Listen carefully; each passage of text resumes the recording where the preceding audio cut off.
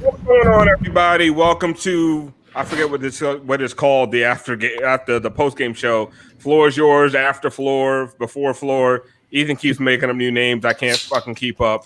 But what I will tell you is this is a moderate celebration because I am super happy that the Heat pulled out this game.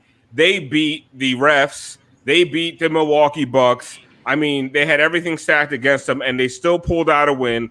And with some clutch free throws, with the clock expiring, on another bad foul call because the whole game was full of bad foul calls. And I'm relying on you guys heavily, Alfredo, Kylie, Adam. I'm gonna introduce everybody in a second. Adam, I'm relying on you guys heavily because I could not even focus on game plans, on schemes, on defensive assignments, offensive possession. I couldn't focus on anything because the officiating was so bad. But one thing I will say is the Heat in the past, the last 6 years, Alfredo, I don't know if you're with me or not. They don't win these games when it's obvious that the refs are completely against them. So let's go ahead. Let's go introduce everybody. Let's talk about the fact that the game is over. The Heat lead the series 2-0. The fifth seed against the one seed. You cannot be mad at that. I'm mad at a lot, but you cannot be mad at the fact that the Heat are up. They win this game. Honestly, I don't even know the final score. What was the final score, guys? 116-114. 116-114 on a Jimmy Butler free throw where I almost lost my shit because if he missed both of them, I was going to cry. But listen, guys, this was a game that the Heat had no business winning. And Alfredo, I'm going to go to you first because me and you have been watching Heat games together on Twitter for years. And this is a game that the Miami Heat had no business winning because, once again, like I'll say, I try not to be the ref guy, but this was so blatant. Like, it was so blatantly slanted towards the Bucks. So many bad foul calls, and the Heat pulled this out. It's like they refused to lose. And I think a lot of this has to do with Jimmy Butler's mentality and it leaking into the rest of the team and like the other guys feeding off of it. What do you say when you see the Miami Heat win a game like this that we've seen them lose a million times in the past? Yeah, there was a moment in that game when it was 49-40 Heat where the refs, they jumped into action. There's no other way to say it. Okay, you could say the Bucks stepped up the aggression. Okay, great. Nobody else goes to the basket in the NBA, right? Like, teams go to the basket in the NBA. They just don't get a call every time down for 6 consecutive possessions. Okay? Now, how did the Heat respond to that? By burying 2 threes in their face after that series of ridiculous calls. But let me say something about the end of the game. I'm happy that the Heat won. I'm happy that they're up 2-0. Mark Davis is a decent official. I don't think I've ever complained about him. There is such a thing as choking for a ref. Mark Davis choked. They choked. Mark Davis basically took the entire game and threw it in the garbage the last 7 minutes. 7 seconds. The last 7 seconds of the game, he destroyed what could have been a game. I would say they did it like the last 36 minutes, but I mean, yeah. But they really did destroy Mark Davis because he made both calls, and in my opinion, both calls were wrong. Doris Burke said that was not in his space. Goran Dragic has just as much. Listen, he had the right to this. First of all, he got to his space first. He's allowed to be on the court. What is he supposed to do? And then, you know what? Listen. And is he supposed to run in the opposite direction when the guy puts the shot up? No. You want to know what I'm sick of? Is all these leagues and all these broadcasts having these officials that are in the bag for other officials come to and be supposed experts. And I see Adam nodding his head. And Adam, I'm going to go to you about this because Steve Javie came on my TV, my fucking cable that I pay American money for, and try to fucking tell me like I'm stupid that was a foul on Goran Dragic. Adam, it should is it right for me to pay Comcast this money for Steve Javie to come on my TV that I paid for? You should call for a credit and lie to me, Adam. No, is it right? No, it's not. How can you have basically a former ref who probably texts with the other refs on a nightly basis come on and tell basically the entire United States watching the game that you were wrong? The only people that just see Steve Javie are the people not paying for illegal streams. You shouldn't have to pay money for cable and have to see Steve Javie lie to your fucking face. I'm sorry I'm cursing so much, guys. I told everyone on Twitter, if you tune into this post game, win or lose, I'm going to be absolutely livid. Like, this was a robbery. There's so many good basketball things to talk about, but it's almost like you can't even talk about them because it's so tainted by the fact that this entire game was just taken over by shitty refereeing. So, David, by the way, over under Giannis fouls 17. Bro, at least 11. He had at least 11 good fouls. A couple felonies. There was a sexual assault at one point that I'm honestly, if they go back and look, it's going to be a cold case 20 years from now, and he's going to get convicted for it. David, all right, we're going to go to like analysis and everything else in a second, but I want to just ask you, how pissed were you at the officiating while watching this game? Listen, it was unreal. I mean, sitting there watching them have the audacity to blow that whistle on Dragic when he clearly sort of established position, and then a blatant makeup call on the other end. I mean, almost like there's a little love tap to Jimmy as he's falling out of bounds. Terrible! How do you end a playoff game like that? How do you? End a playoff game like that? But we're grateful. We're grateful. Listen, don't get me wrong. Absolutely, I'm 100% grateful that he blew the whistle again. But the fact of the matter is, he shouldn't have been blowing the whistle in the first place. It's crazy. It completely takes away from. It was largely an incredible team performance from the Heat. It took away from my enjoyment. I'm here on the postgame show after a Heat win, a huge Heat win. I'm hosting the show. This should be a celebration, and I'm pissed. I'm pissed. Listen, I was jumping around my living room. There will be a noise complaint from my neighbors. I apologize because when Jimmy hit that first. Yeah, this feels like the 10 minutes after you came home from the strip club. That's what this feels like. It does not. You were happy 10 minutes ago, but now you're kind of like disgusted with yourself. No, it feels like the 10 minutes after the lap dance, and then when you get home and you look at your bank account, that's going to be tomorrow. But listen, so I want to get off the refs, right? We all agree. The four of us agree. I don't know where Kylie is. She's in and out. But we all agree that the refs were absolutely horrid. And they were very slanted towards the Bucks. It felt like every time the Heat got up by 11 or 12, there started to be a bunch of phantom calls, weird calls. Jimmy Butler barely got to the line. Bam's getting hacked. So let's go to let's be positive, right? The Heat are up 2-0 against the number 1 seed as a 5th seed, right? Let's talk about what went well. So before this series, and we're going to start talking about some individual players. Before the series, I said. Innocent, innocuous tweet. I said that Jay Crowder is going to surprise a lot of people with his defense on Giannis. I got so much blowback from people. Whoa, check the stats, check the numbers. Jay Crowder can't do this. There's never one guy that defends Giannis. Yes, dumbasses. I just said that Jay Crowder has the physical strength to get in front of Giannis and stop him from getting to the rim from time to time. Jay Crowder, right now, to me, was the MVP of this game, and his defense on Giannis might make him the MVP of the series so far. So I'm going to go to you first, Adam. What did you see from Jay Crowder tonight? I saw a guy that always competes and was the first to the ball every single time there was a loose ball. And that's saying a lot considering he was matched up with Giannis, who seems to have arms for days.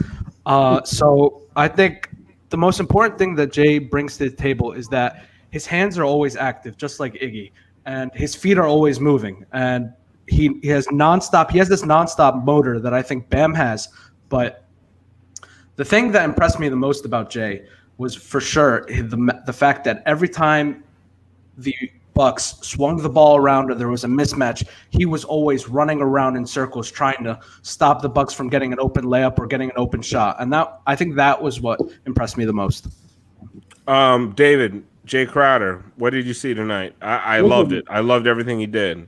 I'm right there with you, man, and I completely agree with your take in that he is absolutely the key to this series because his ability to defend Giannis, into to the extent that Giannis can be defended one-on-one, right? And we know that it's not really a one-on-one scheme, right? But what he's able to do and sort of hold his own enough and be physical enough and then contribute on the offensive end, you can't lose that. I mean, he scored 16 points tonight. He hit 4 threes. He's not somebody that is sort of slanted to one side of the court, which we were kind of afraid of leading into the playoffs, right? We were afraid that, they had the offensive lineup and the defensive lineup. Well, the reality is Crowder has been able to do both on both ends of the floor, and his ability to bother Giannis, to get in Giannis in his face and things like that and just defend him as best he can has unlocked a few other things. It's allowed Butler to roam. It's allowed Bam to roam a little bit. And it's really it's made the entire difference because, I mean, Giannis, obviously, he had an incredible back game, right? He had 29 tonight, and he was hitting his free throws, which was a big difference. And then he had to work for absolutely everything. Absolutely everything. Alfredo, what I like about it is the fact that Jay Crowder, that initial defense, a lot of the times, that first bump, he sends Giannis back, right? It's not where Giannis, that first bump against a lot of players, the other guy goes reeling, and the two other players from the wings have to come in, and now everything is open. And also, by that time, Giannis is too deep, and what are you going to do to stop him? That initial bump against Jay Crowder, Jay ain't moving. And I think that's what I like to see about Jay Crowder. Jay Crowder can stand up to him. And, of course, Jay Crowder is going to need help. But the fact that he needs help later than a lot of other defenders would, with the speed to match up with him, is big for the Heat's defense because they don't have to help as early.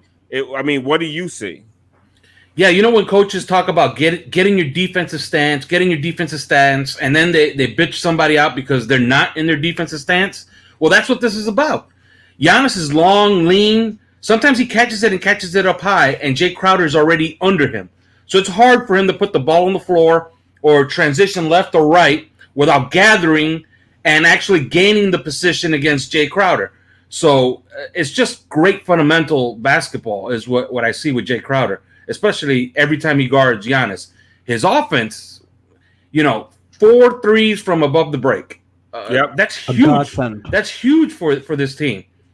We the Heat literally don't have anybody that they put out there on the court that the Bucks can just ignore, and it happened again. They always get that extra contribution, that relief shot. Tyler Hero did it once again today. That huge 3 when they were making a run, when they were up 11, and the Bucks brought it down to 4. The 3 brought it back up to 7, I believe. Huge shot. But I will say this. The way they finished the game is actually a great sign because they're up 2-0 and Spo can sit with them in a room and say, you guys completely fucked up the last minute of this game. So he could get into them on that, and I think that will refocus the team to finish out the series. What I will say is he hit a lot of stiff arm shots today. Yeah. Right? Where it's like you got within 6, boom, it's up to 9. You got within 5, it's back to 7. And listen, I'm gonna keep blaming the refs, and I don't care. People say, if you're blaming the refs too much. I don't. The refs. This should have been a 12-point game, and I don't care what anybody says. Giannis should have fouled out early in the 4th. But I want to keep going to individual players, and I don't want to go to the obvious guys first because we all know Dragic played a hell of a game. We know Tyler Hero. I said today because, shout out to manscaped.com. Go to manscaped.com, use the code 5RSN, the number 5RSN for 20% off your orders. I said that Manscaped needs to make a new razor just for Tyler Hero-sized balls because he has the biggest balls of any 20-year-old I've ever seen in my life. Like, he does not care. Think back in your life what you were doing, what all of us were doing when we were 20 years old. This guy's taking big shots in the second round of the NBA playoffs. I was doing this, but not on camera. I was doing this and talking about Heat basketball, namely Mourning and Hardaway in those days. I was chasing after girls that look like his girlfriend and having no shot. That's what I was doing. But the next guy I want to talk about is, listen, the Heat have this motto: stay ready, stay ready, stay ready, stay ready. A guy tonight stayed ready, came in, and had some big defensive possessions. Manny, you're here. I know you're the Manny C, by the way, produces the show, usually stays in the background, but I think he had a feeling he needed to get in on this. Yeah. Derek Jones Jr., man. Big defensive possessions against Giannis. Like, I don't like him as a primary defender against Giannis, but what I do here's what I'll say about Derek Jones Jr. Last possession of the second half, Eric Spoelstra puts in Kendrick Nunn to guard Eric Bledsoe, and I was like, what the hell are you doing? Derek Jones Jr. should be out there, and I feel like Eric heard me, because the second half, every time they needed a defensive stop, they put out Derek Jones Jr. He spelled Jimmy Butler for periods, and he made a defensive impact. Manny, what did you see from Derek Jones Jr. tonight?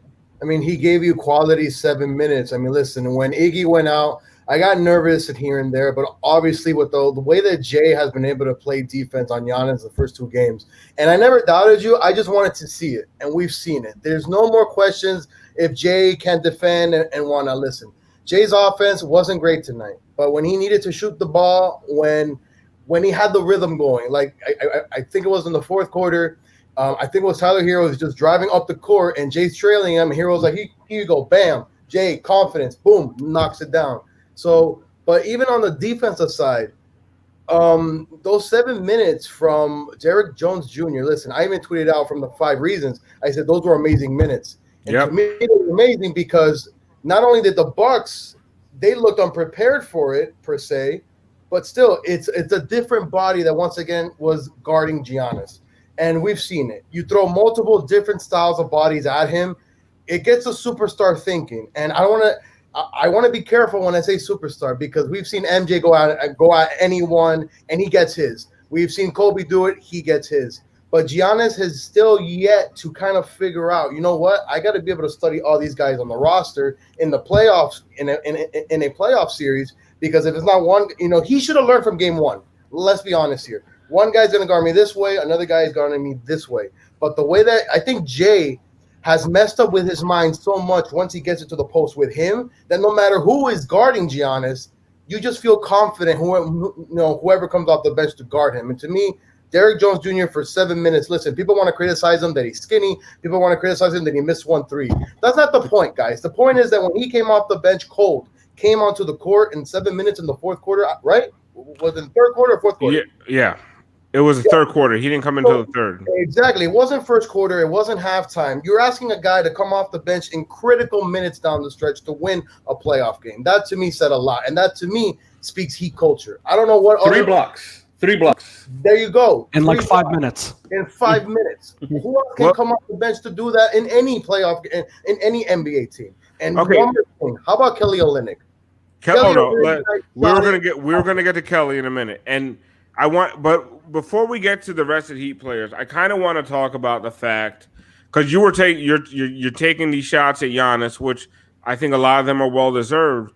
But you look at Giannis's numbers: 10 for 18, 9 for 13 from free throw line, 29 points, 14 rebounds. He was a -7 for the game.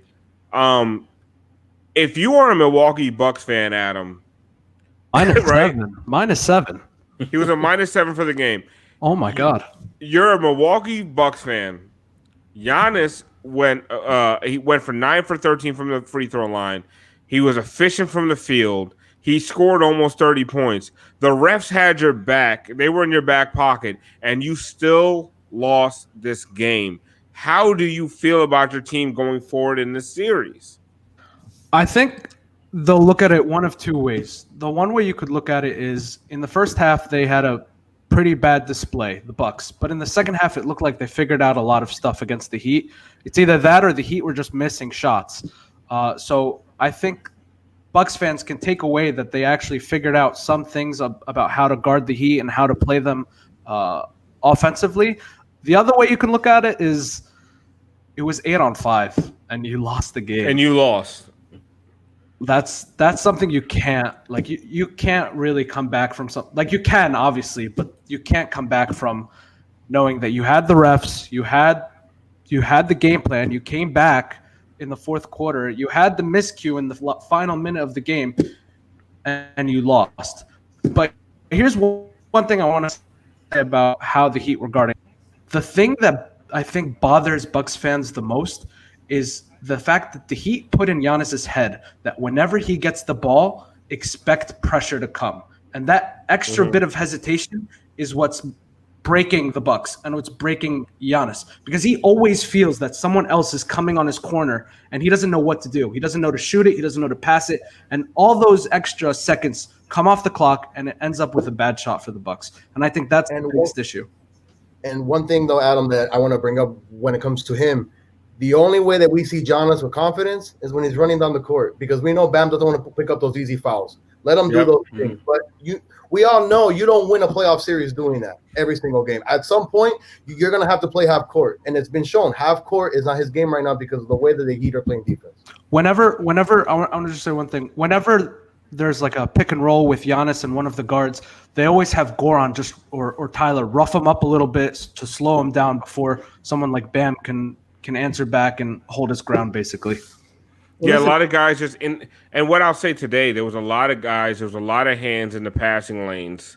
It really paid off a lot in the first half. We didn't see as much in the second half, but in the first half, they were just playing the passing lanes. A lot of guys, like you're saying, when Giannis would get the ball, their hands were everywhere. Right, and I think there was a lot of ticky-tack fouls called, and maybe it changed the Heat's game plan a little bit, and maybe Bud made some adjustments. Like I said, I was so incensed about the officiating, I didn't even pay attention to the rest of it. Adam, I want to go to you, and I want to ask. David. I want to ask you about, because I think you're a pretty avid listener to Five on the Floor, and I want to go back to one of my eye tests because I like to toot my own horn. The Heat had 7 guys in double figures tonight, and I've always said the way the Heat's blueprint is not for Jimmy Butler to score 40 points. No, like that's not what they want. That's not the game they play. They play a game where it's a ton of motion, and they want whoever's open to score. And they had 7 guys in double figures, led by Goran Dragic, who we're going to get to in a second. They had 7 guys in double figures tonight. What did you see from the Heat's offense? What did you see from the Heat as a team that led to 7 guys getting in double figures? Like, were you upset about the fact that Jimmy Butler wasn't a 40-point closer tonight? Or did you just see Miami Heat basketball? What did you see? No, listen, I saw Miami Heat basketball. I saw something that was closer to the Heat's sort of regular season identity tonight than what we saw in game 1. Yeah, it was amazing to see Butler go off for 40 points the other night, but tonight was way closer to what we saw throughout the year. Not that Butler only scored 13, right? But it was pretty evident early on that he was going to need some help on the offensive end, and he was getting a ton of that help. I mean, as a team, the Heat had 22 assists. Right, they were sharing the ball. They were knocking down threes. I mean, they hit They hit 17 threes tonight. 38%, and yeah, that's the difference, though, because we beat them right there. Right, we hit 17. They only hit 7. The Bucks only hit 7 threes. The Bucks hit it only at 28%. So between sharing the ball on offense, right, and moving the ball well and getting contributions from all these guys, and then on the other side defensively limiting the Bucks to just 9 fast break points. They weren't letting Giannis get out on the run. That was the difference in the game. I mean, Butler was off tonight, and he was off in more than one space, right? Because his head, his decision making, especially towards the end, was terrible, right? But the fact that these other guys were able to step up and provide that relief that he needs. I mean, I know that you guys have talked quite a bit about relief points. I mean, the Heat were getting relief points possession after possession from different guys. I mean, everybody who played more than 15 minutes tonight for the Heat scored in double figures. I mean, you can't beat that. And for the Bucks, they don't have that same sort of balance, right? Wes Matthews played a great game defensively, right? But he only scored 4 points. So they had guys out there that were sort of negative on the offensive end, even though they were contributing defensively. Wes Matthews gave Butler a really hard time. I mean, we had salty Marquette boys all over the floor all night, right? But he wasn't able to contribute offensively, which ultimately the difference. Alfredo, let's talk about that. Chris Middleton was a plus 18 tonight in a 2-point loss. Brook Lopez was a plus 12 in a 2-point loss. They played 33 and 32 minutes respectively. I know there was foul trouble for Middleton, but Brook Lopez, I don't really understand. And then you have Marvin Williams was a -5 in 22 minutes. Like, why are you playing Marvin Williams 22 minutes? George Hill was a -3 in 26 minutes. Kyle Korver was actually a plus 11. But this is my favorite line of the night because I hate this motherfucker. I'm sorry, I shouldn't be cursing like this. Pat Connaughton was a -19 in 12 minutes, bro. Do you know how hard that is to do? Coach Bud is going to get fired. Yes. Okay? Honestly, he should get fired, win or lose this series. Like, what are you doing? Like, why is Brook Lopez not playing more? Robin Lopez was a plus player for them this whole year. Robin Lopez is getting no minutes while you're sitting here getting out rebounded. You're getting killed in the paint. Robin Lopez is getting nothing. What is going on with Budenholzer? And first of all, this should have been a blowout. Let's all agree. It should have been a 20-point blowout if the refs called it straight. What is going on with Budenholzer, and what the F is he doing? Well, look, if you look at the numbers and you go deeper into like the winning factors, like rebounding, turnovers, points in the paint, the Bucks got 22 more points in the paint. They got 10 more offensive rebounds. Okay, yet Giannis wasn't a positive player for them, although he had all those great numbers. Right? I think that when Giannis is on the court, the Heat make them play a certain way, and that certain way is leading to these runs and keeping Giannis not a positive player. What was he? He was a plus what? Giannis was a minus. He was a -7. -7, but he had 29, 14, and what? 3. And 3. So, you'll take that, especially when you look at the rest. When you give up 4 more field goal attempts, and, well, forget about the free throw line. The free throw line, they scored 8 more buckets at the free throw line. So that's plus 8 points at the free throw line on 7 more attempts. And, of course, they had the points in the paint by 22. I think that they're changing the way that they play by the lineups that they play. And I think that just goes right to the coach. And I'll stand by what I said after game 1. They lose this series in anything less than 7 games. He's gone. You got to think he's gone. He has to be gone. And there's another thing I just looked at in the box score. That he had 10 turnovers for the game. They didn't have a single turnover in the first quarter. Yeah, that's how they won the game right there. That you can start looking at all these factors and you say, okay, that's not good. The offensive rebounds are not good. And, of course, the points in the paint are not good. And then, of course, the foul situation was horrible. But then you look at that and you realize, okay, that's where they won the game. They took care of the basketball. And they also got up 45 threes, and that counts. The attempts from 3 matter, especially in this series. The Bucks shot 39 free throws. Yeah, 39 free. How many did the Heat? How many did the Heat shoot? It was like wasn't it like 22 in the The Heat shot 32 free throws, but that was towards the end though. That was 8 of them were intentional. 8 of them were intentional. 8 free throws were intentional. 39 free throws through like at least half of them in the whole first half. I wanted to pull my hairs out. Those fouls again at the 3-point line. But one big thing for me though, guys, about this game was the way that the Heat were able to, I guess, control the pace of the first quarter. I really thought the Bucks wanted to come out, create some type of momentum, hit the Heat with their best counterpunch. And to be honest with you, I feel like Coach Spo and the team responded great to that. Yeah. Because right after 5 minutes, I'm thinking to myself, wow, it's not 8-0. It's not 10-0. We're controlling the pace. We're going down the court. We're playing great defense. We're, making turnovers into points, which is what Alf just said. I think if I remember the stat, the Bucks had like 8 turnovers and he had scored about 12, 13 points off that. That's major key. So the Bucks came out not really how I thought they would come out, and no lie, a coach that has the best record in the league consecutive seasons, but yet you're faltering once again in the playoffs like this. I'm sorry, man. You got to go. And it was like that with it when he was with the Hawks. Yes. I mean, here's another thing that you can look at. Eric Bledsoe returned. I thought he played really, really well. They still lost. Yeah. So what else do they have? What else do they have in the cupboard? Like at some point, you go back to your refrigerator and there's nothing left to eat. You know what I mean? You had the Middleton game in game 1. That didn't work. You had a performance of the refs in game 2. That didn't work. And we know the defense on Giannis ain't going nowhere. And you haven't had the Duncan game. And we haven't shot well from three. Exactly. And today was a decent Duncan game, but it's not the Duncan game. Like you're saying, Adam. It ain't 9 for it's not 9 for 14 from 3. Exactly. And here's the other thing. Great teams, you know they're not a great team because great teams in desperate situations throw haymakers.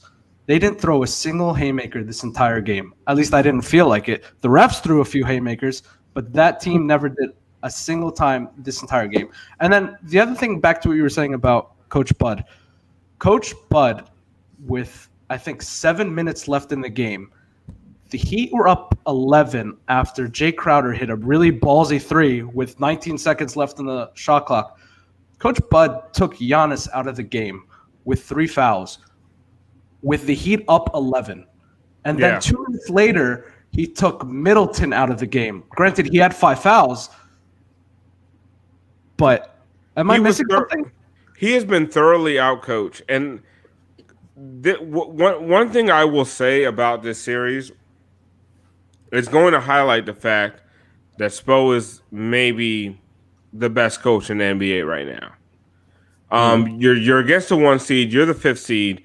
You're quote unquote out talented. I'm looking at it right now. Yes, the Bucks have the best player on the floor, but the Heat have developed like the next 4 best. Like, listen, and I'm gonna say this, and excuse my French, but fuck Chris Middleton, okay? Like that guy, come on, like he is one of these guys. He's just a guy. He's the Eddie Jones. He's one of these guys that just he gets a bunch of stats, but like you don't really believe in him, huh? He's my favorite. I mean, I loved Mashburn, man, but damn, when it came to playoff time, the guy will go. And Chris Middleton is doing things, but like, listen, if Chris Middleton is your second best player, you know what you're gonna do? You're gonna get swept by the 5th seed. That's what's gonna happen to you, and Giannis is gonna lose. And yes, I blew Ethan up about calling Chris Middleton swingman Mo Williams the other day because honestly, and Ethan's not on the show, but I've never met a bigger jinx in my life. All right. He is the Eddie Mush of 5 Reasons Sports. He called Chris Middleton swingman Mo Williams, and Chris Middleton scored 30. So, but I'm just gonna say, like, Chris Middleton is just not that guy. The Bucks don't have those guys, and when you look at the game plans of each team, literally the only thing that saved Coach Bud from a blowout loss tonight was the refs. Yeah, and you're supposed to have the better team. You're a team that's supposed to be 118 points a game, best paint defense in the league, and these guys are carving you up time after time. What's going on, Coach? But no adjustments. You know what I mean? Like the Coach Spo needs to give Spo his roses for this game and this series and this playoffs because. So this is my next question. I want to go around because we're already at 35 minutes. I said 30 minutes because I want to go to sleep because I have a real job. I want to go around the horn, and I'm going to start with you, David. Expectations for the season. I'm going to start with my own. My expectations were a strong showing in the first round, get to the second round, and as if you get to the second round, I was going to be happy. They swept their first round series, and now they're up 2 on the 1 seed. No matter what happens from here, the Heat have exceeded my expectations. So I want to know from you: have they exceeded your expectations, met your expectations, or it's too early to tell? David, go ahead. Listen, they've far exceeded the expectations because I mean the reality is they're 6-0 in the playoffs. Nobody could have pegged it for that, right? I mean, you looked at it going into the year; they were definitely a playoff team. Obviously being the hometown fans, we had a better sense of them than maybe some of the national media, so we knew that they were probably going to be in the top half of the East. But the fact that they swept their first round series and that have taken the first 2 games in the second round series against the number 1 seed, you can't look at this in any other way than it's an exceeding expectations, right? Everything else that happens is just gravy. The fact that all of these young guys are getting all of this experience, it's just extra at this point, right? And they had the rest, going into the bubble, but then the way that they've played over these playoffs, right? The next step that some of these guys have taken, it's incredible. I mean, it makes you want the next season to get around here as quickly as possible because they've done so much more than we could have possibly hoped. And yeah, if they lose this series at this point, obviously we're all going to be incredibly disappointed. But ask any Heat fan, and they probably would have taken this situation the way it is. Take the Bucks, to 6 games or 7 games in the second round. Probably would have taken that, right? Right. Of course we would have. So, yeah, they've definitely exceeded my expectations for sure. Manny, exceeded, met, or too early to tell? Way exceeded, guys. I mean, I haven't been this excited as a Heat fan since the last year of LeBron. It's just one of them things that you see the pieces from the beginning. You know what I'm saying? Because we saw this all the way from the Heat training camp, and we all had questions. Yes, you got Butler. We didn't know much about Tyler Hero. We didn't know much about Duncan Robinson. We didn't even know about the trade that was about to happen with Iggy and Jay. But once again, okay, Manny, there's a lot of people that need to apologize for shitting on that trade. There's a lot of people, and I'm one of the biggest Justice Winslow fans on earth, Manny. Yeah, there's a lot of people that need to apologize. Listen, I wanted to be patient with him. I really wanted to make sure it was what it is, what it was, and it was what it is. He just didn't fit, and now we come to see the reality of the whole pieces coming together, and it's like, how dare did I ever not give I guess not give respect, but give how did I have any doubt on Coach on Pat Riley and on Spo? Like, shame on me, man. Absolutely shame on me. Yeah. And, listen. There was a couple of years, okay, that they earned our doubt. They earned our doubt. When you're coming off of 4 straight finals, I mean, this is the NBA. It's not the MLB. 4 years for Deion Waiters. 4 years for Deion Waiters deserved doubt, and I was a fan of the signing at the time because I was drinking the Kool-Aid. But listen, I what I'm trying to tell you, man, is just don't. Give yourself some credit. It's okay. They deserve doubt. There was like a year stretch where they deserve some doubt. Alfredo, met, exceeded, too early to tell.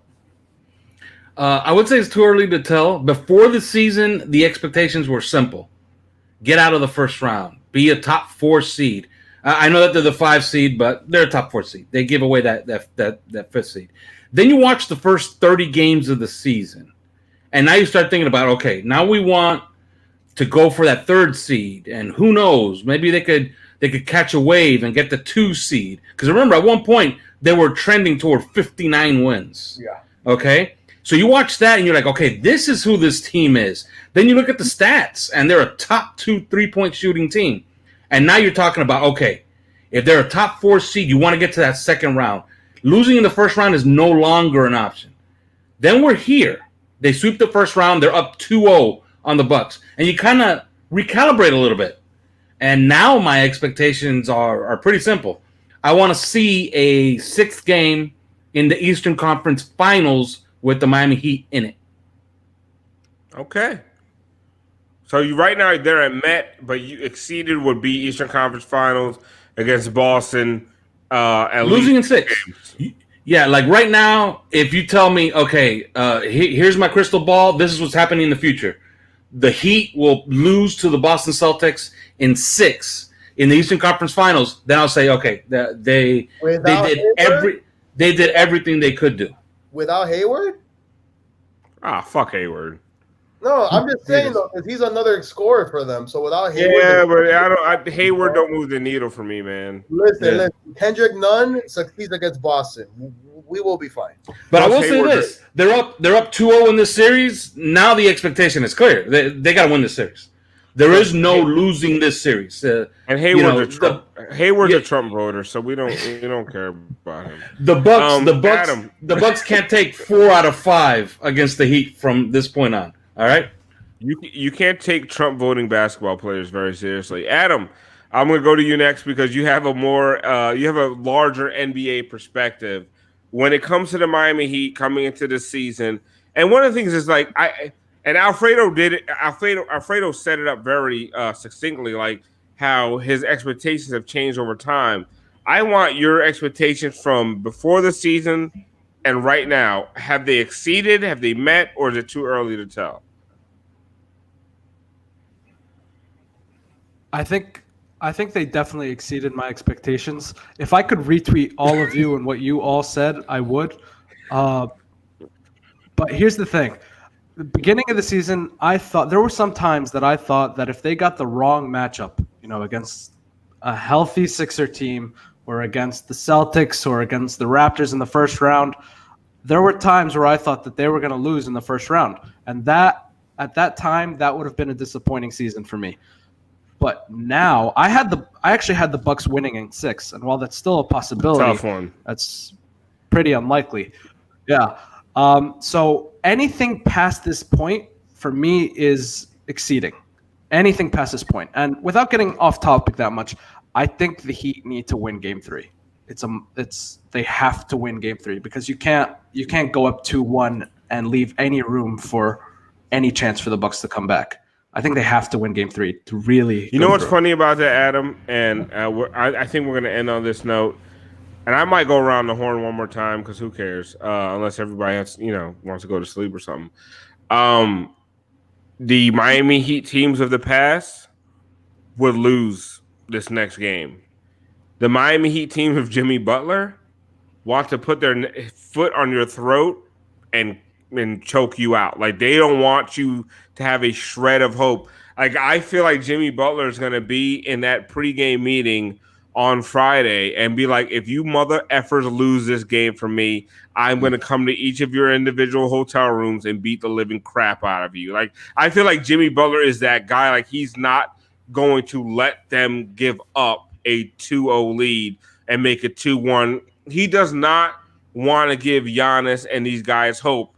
And I just feel like that is the difference between this Heat team that I'm watching and past Heat teams. Past Heat teams were confident. And we'll give the Pacers a game. We'll give the Bulls a game. We'll give the Bucks the Bucks when the Hornets. The Hornets. We'll give these guys a game or two.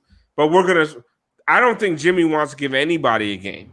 I think Jimmy wants to kill you, and I think he wants to send you home, and he wants you to be miserable and feel bad about yourself. Like, I feel like that's the difference between this Heat team and other Heat teams. So I'm going to give you guys each 10 seconds or less. Honestly, it doesn't even need to be 10 seconds. I just want your prediction for Game 3 on Friday. David, you go first. What's your prediction? Listen, I think Friday is going to be very similar to this game. It's going to be back and forth all the way through. And I really do think that the Heat can pull out, a 3, 4, 5 point win on Friday night and kind of really take control of this series. You went over by 3 seconds, but I'm going to allow it. Manny, 10 seconds or less. David says Heat win. What do you say? Heat win Game 3 in overtime. Ooh, all right. Whoa. I mean, specifics. Alfredo, you're the betting man of the group. Wait, first of all, I'm going to give you 10 seconds to say, did you win your bet tonight? Yes. Okay. Okay. I love it. The next 10 seconds, game 3, what happens? Okay, the Heat haven't played their best game yet, right? They play it on Friday. They play it on Friday. So you're looking for a blowout. Yeah, the Heat haven't played their best game. Look at both games. Those are not great Heat performances. They're good Heat performances. They're not great ones. They play their best game. It could get ugly for the Bucks, and I think then they try to bring out the brooms.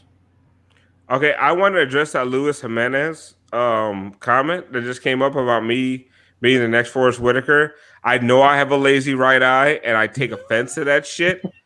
Okay, I do not look like Forrest Whitaker. That is offensive as crap. Honestly, I was gonna text Manny before this. Like, no more close-ups on me after I've been drinking for a whole game.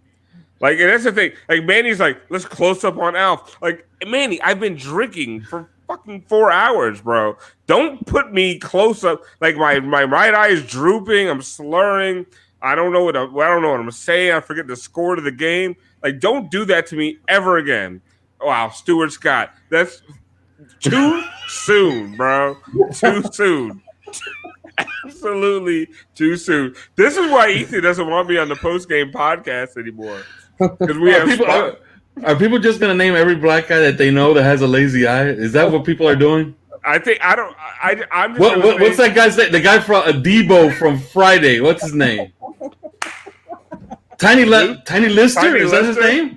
Did I pull that out of my ass? Tiny Lister? No, you got it. I know him. That's his name. I know him as Zeus from. I think that's the list, by the way. I think that's the list, by the way. I don't have a fourth. It's Forrest Whitaker, Tiny Lister, and Stuart Scott. When respect the dead, you guys, you assholes in the comment. Yeah, I don't have a fourth. T-Mac is. That's why T-Mac could never be a superstar. His shot always went a little bit right. That's a terrible thing to say. Adam. Great player, though. Great player. Adam, this is why I'm not allowed on the postgame pods anymore. I drink too much and we have sponsors. Shout out to Manscaped. That's a good comment. Now that's a comment. Ben, come on, man. You need a better name to get on the Ben is not a good enough name. Give yourself a better name because you deserve recognition for that tweet. Anybody want to read it?